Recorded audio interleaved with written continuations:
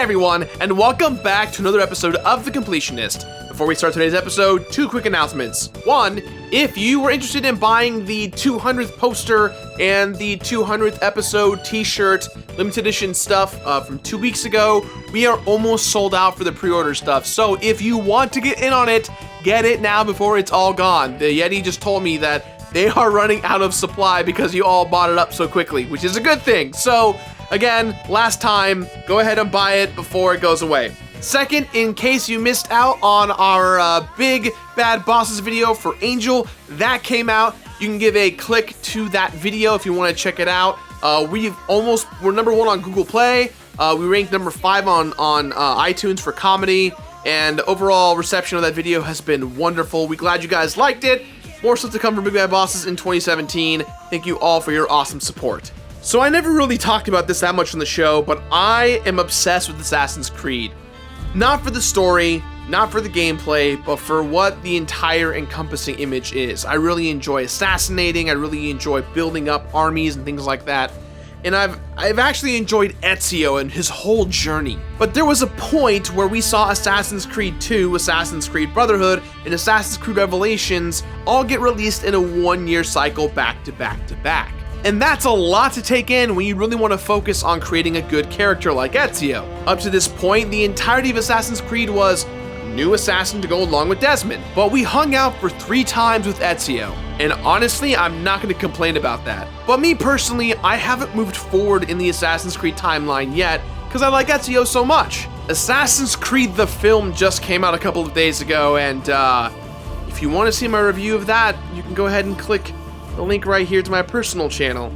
I'll give you all of my glorious insight when I thought of that movie. So I thought, for us here on the show, let us move forward with one more entry in the Assassin's Creed franchise. Today, we're completing Assassin's Creed Brotherhood. I have my Ezio, my Assassin's Creed hoodie. I wear this all the time and act like I'm an assassin, but I am not an assassin.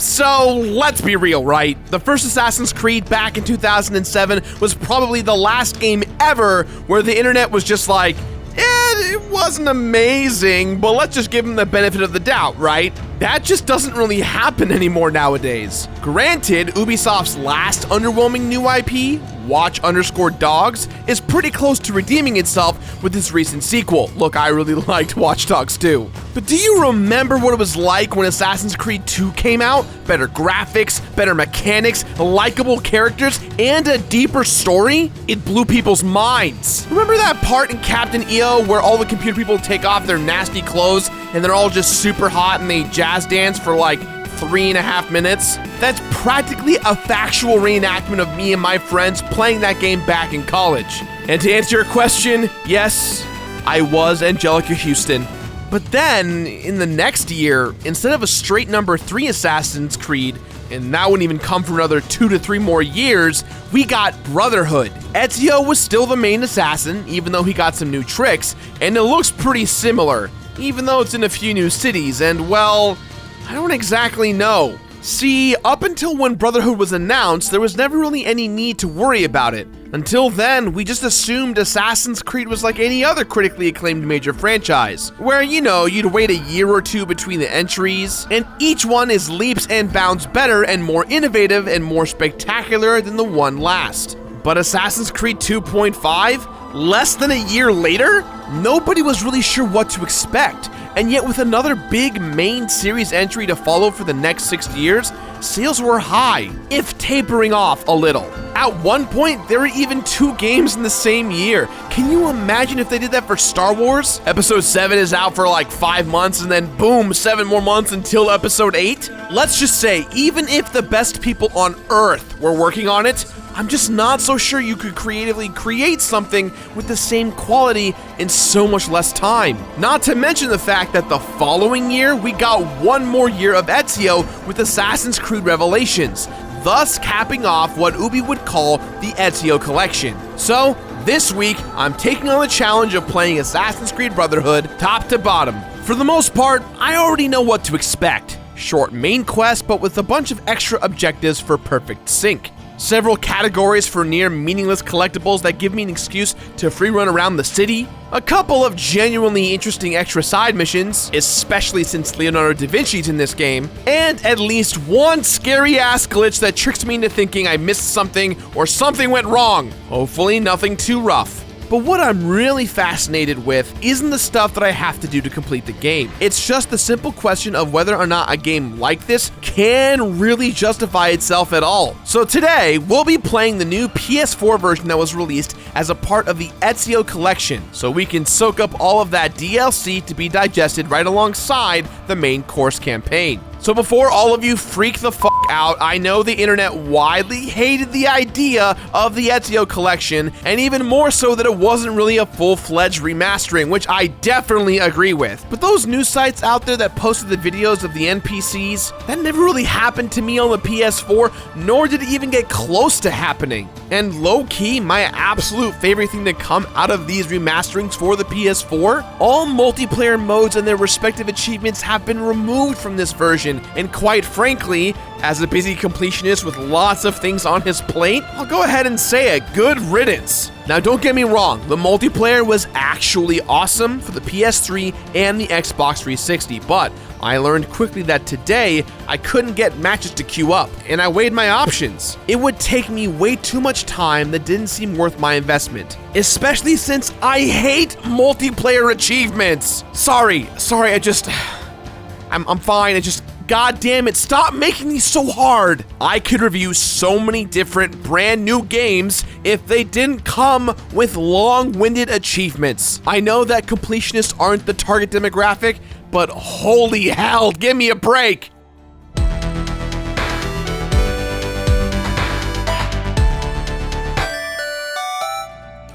Alright, Ubisoft, you know I love you, but I just played this game for about a week straight, so I feel pretty justified coming right out the gate with the hard questions. Because I just gotta know, what exactly is the point of Assassin's Creed Brotherhood? Everyone was expecting a number 3, but instead we got this definitely weird thing that isn't a 3. So why even make a new game so quickly if not simply to cash it in? Is there really something that different about it? And if so, what has changed? So first of all, it advances the storylines of both Ezio and his modern-day ancestor Desmond Miles, as the latter uses the Animus to jump back into the Italian Renaissance memories of the former, in order to locate the artifacts that can save the world from total destruction because aliens or gods or whatever. Brotherhood opens with Desmond Miles trying to use the Animus to get inside one of Ezio's memories from the year 1507. But then something goes wrong and he briefly ends up in Vienna, in the middle of a battle, before he flashes back to the day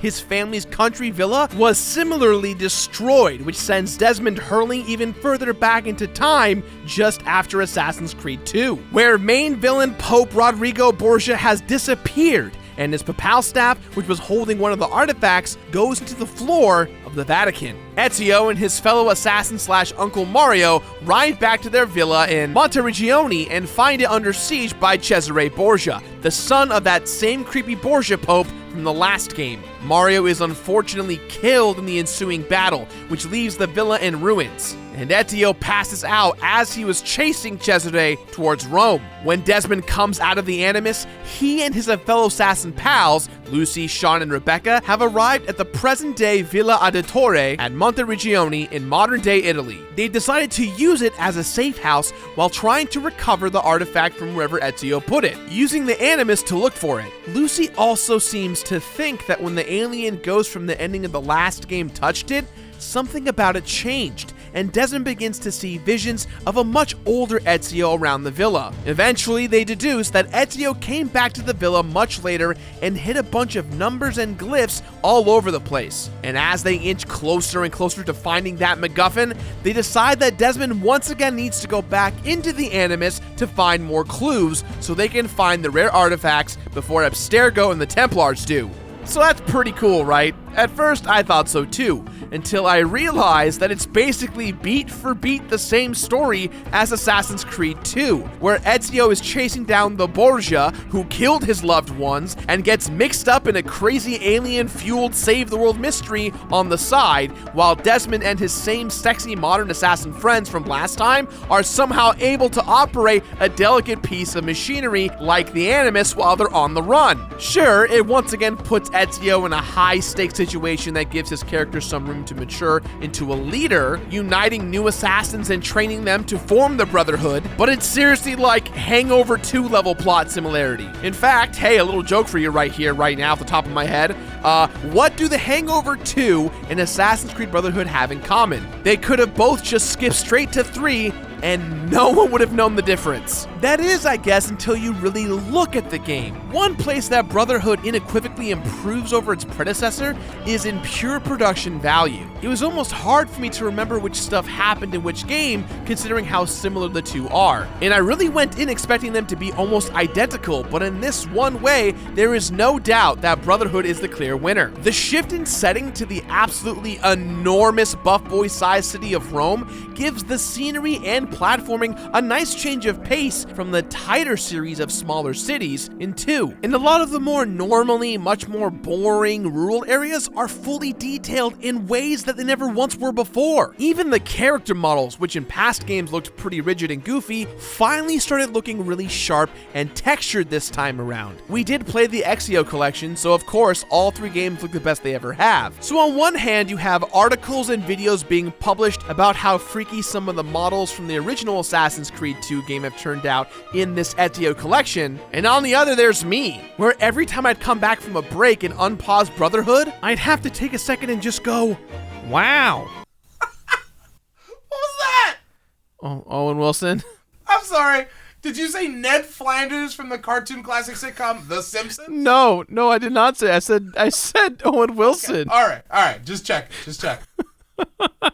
Now, technically speaking, these games aren't remasterings. They're enhanced versions. And maybe there's been more incidents in which the game has looked horrible for users, but for me, everything turned out awesome. But still, for as beautiful as the game truly is, even now, I can't for the life of me remember one specific thing that absolutely blew me away in Brotherhood in the way literally everything did in Assassin's Creed 2 when it first came out. Let's take the music for example. It's very appropriate to the setting and the slick production that makes the recording sound really great. But all the tracks just kind of borrow that weird 7th console generation post Robert Downey Jr. Sherlock Holmes movie soundtrack. And yo, don't pretend you don't know what I'm talking about. That's totally a thing and you guys know it. Harpist chords playing quirky melodies, echoing drum stabs, inexplicable slide guitar. It's all goddamn there. It doesn't feel so much like a movie set in the Italian Renaissance as it does a low-budget CBS drama set in the Italian Renaissance. And that's pretty much par for the course as far as artistic inspiration goes for the game in general. Overall, Assassin's Creed 2 was a game I definitely walked away with having a pretty damn good time, which must mean that somewhere Brotherhood obviously has a bunch of good stuff going for it too, right? Like take the sound effects for example. Something about that sound of clacking metal and the crunch of stabbing dudes is always great. Also, the voices in these games are always pretty good too. You do this, Claudia, and you are on your own. I've been on my own for 20 years. Major motion picture actress and emotionally vulnerable sloth lover Kristen Bell returns as Lucy. We need to get our hands on Ezio's Apple of Eden. And Nolan North and Roger Craig Smith are great as Desmond as Ezio per usual.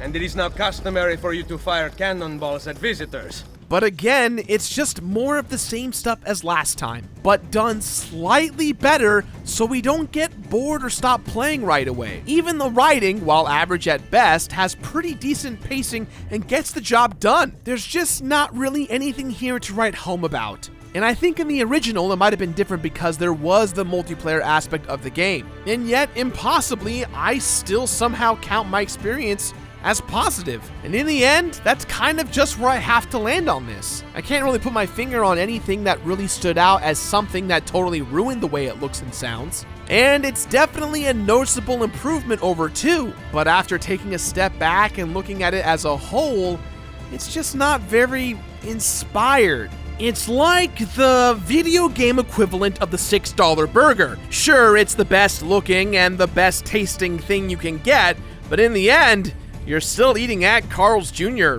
or at Hardee's or whatever the fast food place serves the $6 burger where you live. Or maybe you live somewhere where they don't have the $6 burger, or you've never even heard of the $6 burger. But the point is, you get what I'm saying. And what I'm saying is sometimes I still just get the $6 burger. It's not a bad burger. It's all right. Could be better.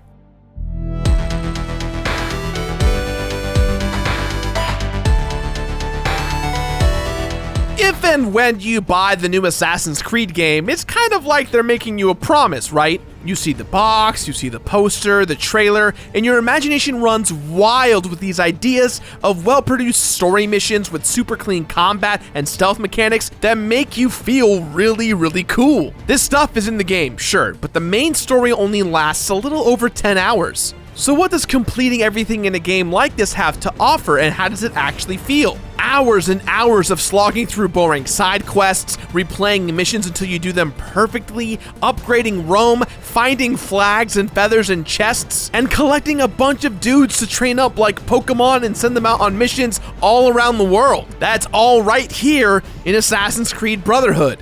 Is there something wrong with me? Why am I still into this game? Well, I think for the most part, it's just because I liked Assassin's Creed 2 so much, and this is more of the same. It's still the Ezio you know, complete with all the climbing, free running, and cool-looking Arkham arcade-style combat.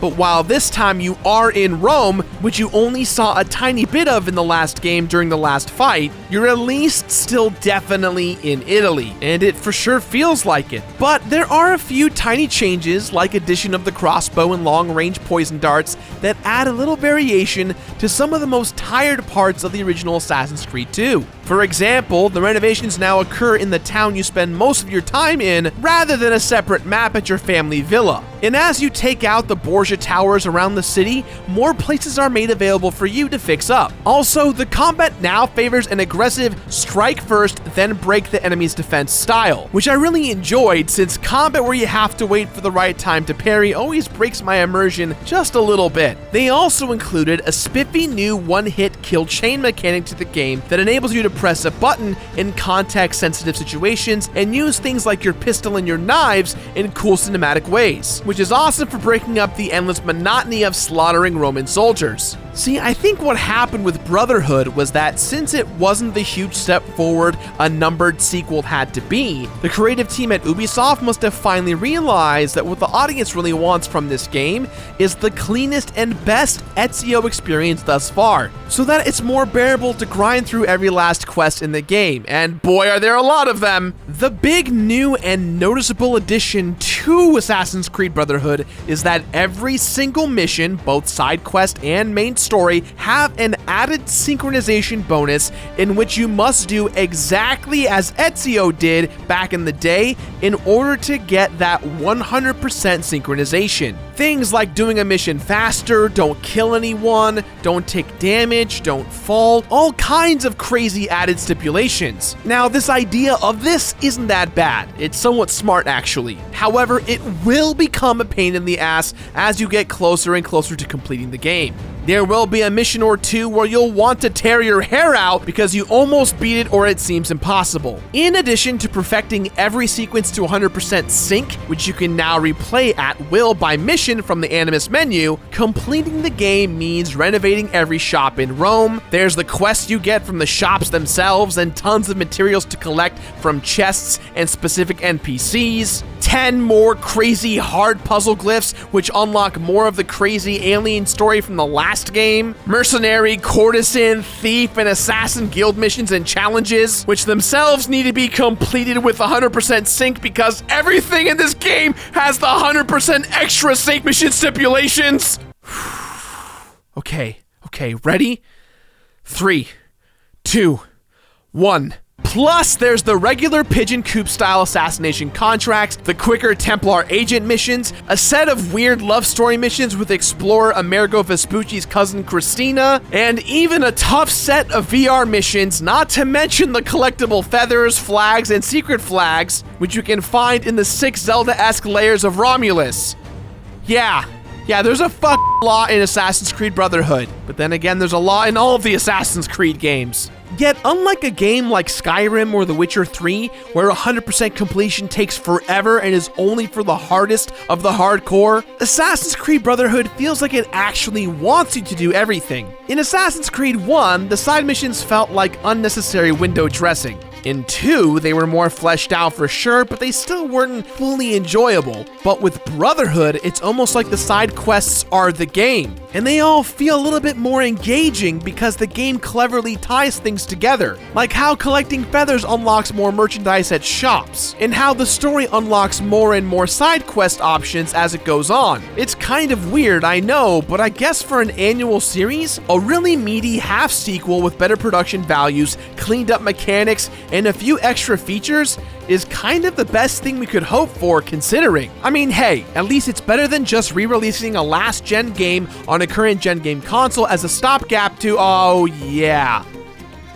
Yeah, never mind. My point is, it's obvious that the devs tried to do something interesting with the job they had to do, but the question still remains, was it worth it? For one thing, I don't think I ever would have went back and played this again if it weren't for the show or my incompulsive need to complete everything. Just because it's so generally forgettable and all the Ezio games kind of blend together. But if the rewards are good, I could actually see myself walking away from this one feeling pretty satisfied. And I hate to say it, because it genuinely makes me feel like a consumer whore purely because I liked Ezio last time, and it's still fun to beat him again.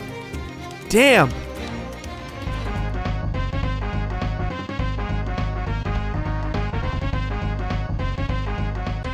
So what are these rewards, and are they really worth it? Well, to be honest with you, it's pretty tough to tell when all 3 progress trackers the game gives you don't make sense with each other. Between the trophy list, 100% sync, and the actual in-game bonuses you receive for doing things, it's like trying to jump into Westworld at episode 5. Nothing adds up. Is this guy a robot or a person? Is this show about MMOs? Why is everyone naked? As usual, the majority of the trophies, which should be coveted badges of honor that require actual effort to get so that it feels good when you earn one, are gettable without even having to think about them. But then, half the stuff you do get hard-earned trophies for, like winning the highest bet with fights or winning 10,000 florins from the dice game, have nothing to do with your 100% sync run. And then there's kind of the secret other stuff, like doing all of the guild challenges per factions, the thief, the courtesans, the mercenaries, or getting medals on all of the VR missions that only reward you with in-game items and not trophies. It's really super confusing and hard to keep track of. And I wasn't even 100% sure I completed the game until I did a few hours of research. Literally, when I thought I was done with the game, I was stuck at 91.6%. And that's a common factual bug known in the game. It turns out that the thief missions are kind of a secret and you have to find them and pursue all of them. Though I will say, for doing the VR missions, you do get to dress as Raiden from Metal Gear Solid, which was very, very strange. Also, and this one's just for me, it's so damn good that they got rid of the multiplayer and the extra achievements that came with them for the Ezio Collection. Thank God Almighty. Honestly, if it were up to me, I'd double aerial wristblade assassinate all the online achievements altogether if I could. They're always either impossible on purpose as someone's sick idea of a joke, or there's something that you'll only ever get because you've been addicted to the game for hundreds and hundreds of hours. And honestly, that doesn't work for me. But I have to give credit where credit's due. The multiplayer in the game was super fun and innovative. I'm just kind of glad I don't have to level my online character status avatar up to level 50 this week for the sake of being comprehensive. But hey, at least there are things for you to get in this game. Like I said before, most rewards come in the form of more items becoming available in the shops, but they're mostly sort of spread out so that you're continually getting stuff as you progress through the game. So let's focus on that big boy endgame stuff. For completely restoring Rome, you unlock the Auditore cape, which sets your notoriety level at 0 until you take it off. You can also get the Borgia cape, which you get for collecting all of the flags in the game, and it does the exact same thing. Both items are kind of rad, but they're kind of superfluous when you get to the endgame stuff, unless you're trying to get achievements or something like that. Then there's the La Volpe's Bite, Altair's Sword, Maria's Dagger, and Bartholomew's Axe, which you'll get for completing the guild challenges. There's also the Brutus Weapon and Armor set from the Layers of Romulus, and then there's a bunch of weird cheat codes you can use when replaying the memories that you get for hitting 100% synchronization on each sequence. Now all these sound pretty good, but it's not really top tier until the end when you're Desmond riding on a unicorn in Renaissance Italy with a lightning axe and an infinite supply of killer lady assassins. So in Assassin's Creed 2, when you finished all of the glyph puzzles you unlocked, a vague and mysterious movie about some ancient angelic figures known as Adam and Eve plays. This time around, you actually get to take Desmond through a weird Cyberworld Animus obstacle course that leads you to, well, I don't know exactly. Here's a tiny spoiler for the game's twist ending and some plot details so vague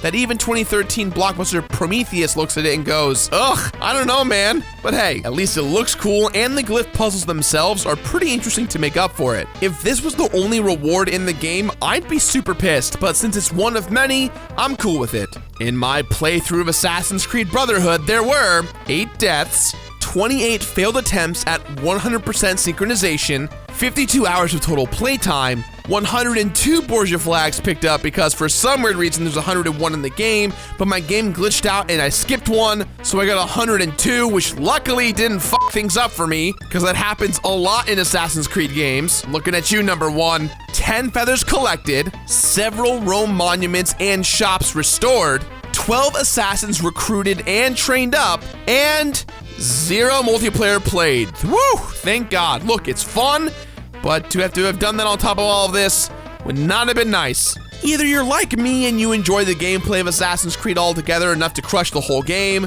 or you're like most people and you'll play once through the main story, mess around in multiplayer for a little bit, and call it a day. But you want to know what's kind of ironic? Regardless of how long you decide to play, you and I will still have the exact same amount of problems. All of them are small things like getting stuck in walls or a button input not registering here or there. But luckily for you, you had to do it only for a little bit, whereas I did it for a few more hours. Assassin's Creed Brotherhood truly feels like it's not that important of a game. That doesn't change the fact that the game is still fun, but it is kind of unnecessary in regards to the Ezio trilogy, if you will. Assassin's Creed Brotherhood is kind of a letdown. It really is a Assassin's Creed 2.5.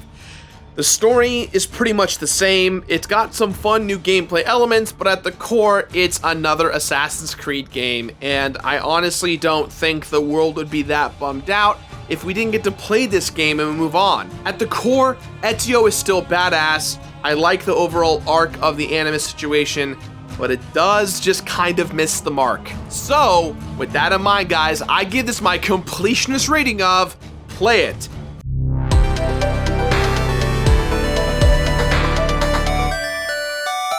Play it! That's all the time we have for today, guys, so please, as always, let us know what you thought about today's episode somewhere on the internet. There's so many places to go and check out. If you like this video, do me a favor and click that like button. If you like what we do here on the show, click the subscribe button and also click the bells to make sure you don't miss out on future Completionist episodes. If you're still here, type in the comments, hashtag Brotherhood. That was a creative hashtag. Good job, Gerard. Now, if you excuse me, here's a montage of me assassinating as many people as possible. Enjoy!